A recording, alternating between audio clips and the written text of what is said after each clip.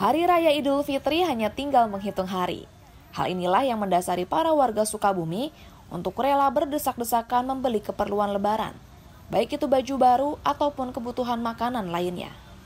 Masyarakat yang memadati pusat perbelanjaan di Jalan Ahmad Yani, Kota Sukabumi, didominasi oleh setiap kalangan, mulai dari anak muda hingga orang tua. Cuaca terik di siang hari tak menyurutkan semangat para warga untuk terus berbelanja. Parkiran motor pun terlihat memadati sudut jalan yang ada di depan pertokoan.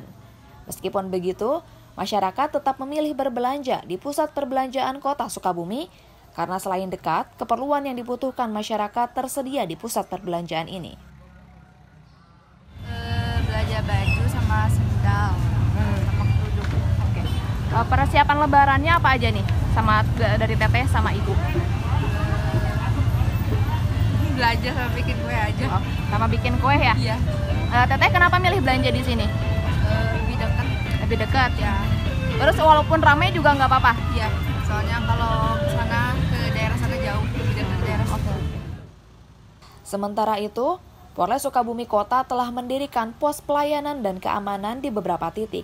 Salah satunya di depan pusat perbelanjaan dengan mengerahkan 14 personil untuk membantu masyarakat agar merasa aman dan nyaman. Kepolisian pun mengimbau masyarakat agar selalu hati-hati dengan barang bawaannya. Pesan untuk warga masyarakat dari kami pihak kepolisian, hati-hati, waspada bawaannya.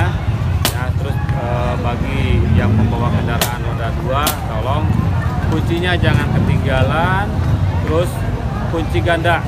Nah, kemudian juga bagi warga masyarakat yang menggunakan roda 4, jangan menyimpan barang-barang berharga di mobil, antisipasi terjadinya pecah kaca.